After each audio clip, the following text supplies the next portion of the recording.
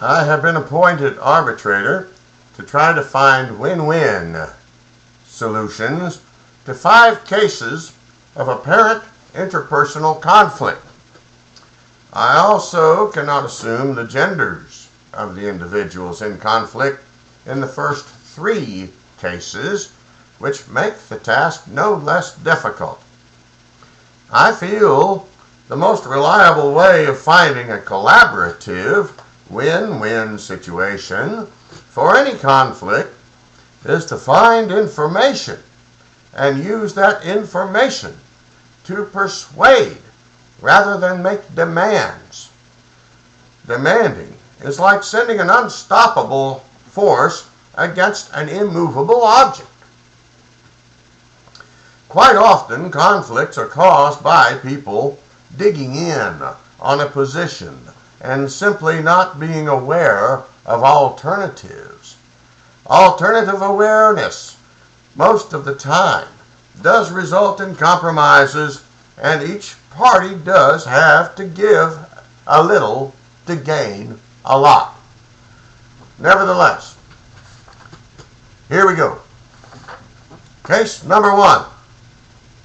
Pat wants to vacation in the mountains. Chris wants to vacation at the beach.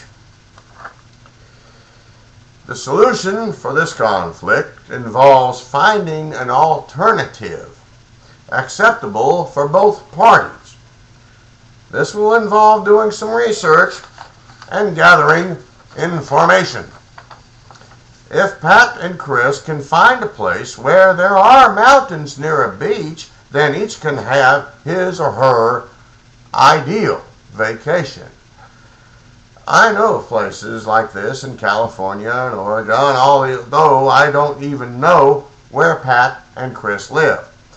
Another alternative would be to take separate vacations, but that would deprive each of the other's company.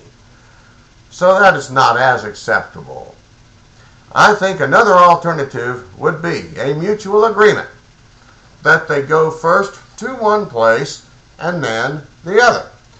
They could decide where to go first on a mutual agreement concerning rock, paper, scissors, or the flip of a coin. This, of course, depends on just how much time they have to take their vacation.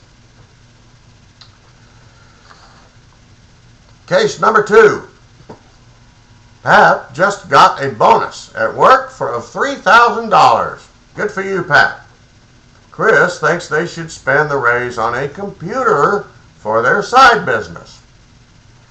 Pat wants to use the money to take a much-needed vacation, presumably in the mountains.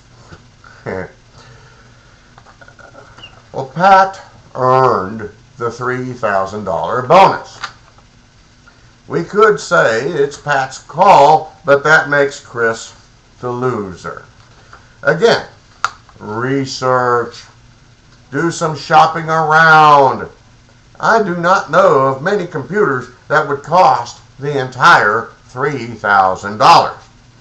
I do not see why they could not simply split the money between a less expensive computer, as long as it is adequate for the needs of their side business, and spend the rest on the vacation, which does not necessarily need to be overly expensive.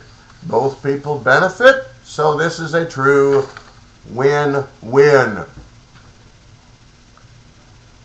Case number 3. And I wish I had a drink. Pat walks around the house naked all the time.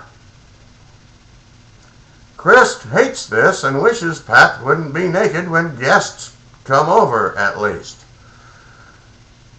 After I'd read the first sentence the first time, I thought, so what's the problem? But then I read the part about the guests. So, this one is sticky, considering I have no idea if Chris and Pat are both male or both female, or if they are opposite sex, in which case I still do not know which one is the male, which one is the female. Although I would be tempted to guess that Pat is the male in that assumed relationship. I would assume that if the reverse was true, Chris may not mind Pat being nude most of the time, knowing the male psyche like I do, and I have some years of experience in that department. Assumptions aside, I again feel that information and persuasion is the way to go here. Chris should inform Pat well in advance. Whenever company is coming, for one thing, bringing guests over unannounced is an almost sure way to eventually create an embarrassing situation. Chris may even find it necessary to appeal to Pat's sense of decorum that being naked in front of the guests is not acceptable conduct, unless their friends are all nudists or swingers or something else. If Pat is a reasonable person, Pat will do the acceptable thing. If that does not work, Chris can take all of the window blinds down except in the bedroom and let Pat go naked all he or she wants. But Pat had better not be calling Chris to bail Pat out of jail when the inevitable happens. And you'd better not end up in my court. Of course, if the real problem is that Pat is repulsive when naked, that creates a whole different problem, which I'm not prepared to go into here. Case number 4. Thank God. Or, Philip has just come out as gay to his extremely religious parents. They demand that he see a counselor. Oh boy. Well, we do not know how long Phil has been gay or thought he was gay or even if he really is gay. He may just be at a stage where he is, for whatever reason, questioning his sexuality. I am going to assume, only for the sake of this decision, that he is not just yanking his parents' chain and that there's not some other underlying conflict going on. Philip may be feeling shame and fear of his parents' rejection. The parents may feel that they have somehow failed in their upbringing of Phil. Well, again, they need to research and inform themselves and use the information to persuade, not demand, that Philip see a counselor. And in this case, one not connected to their church in any way. And they need to offer to go to the counselor as a family, whether they are all counseled together or in separate sessions. I feel that reasonable people can reach reasonable solutions to conflicts. I also am assuming that the parents, though religious, are not members of the Westboro Church. And that is something else I do not wish to address here. Hopefully, the parents love Phil enough to work with him on this. And Phil is a loving and reasonable son who also needs affirmation of his parents' love and support.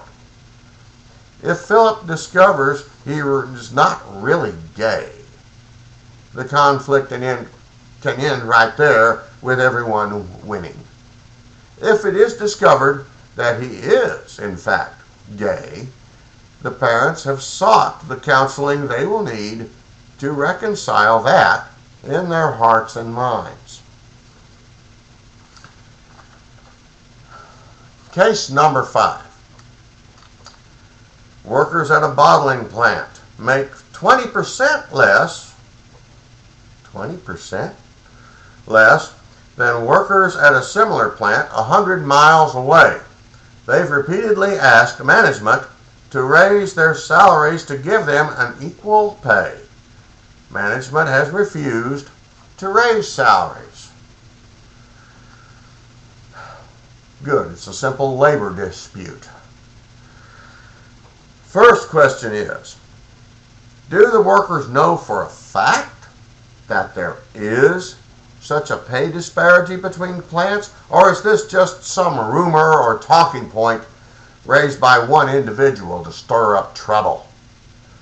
Again, research from strictly a business standpoint.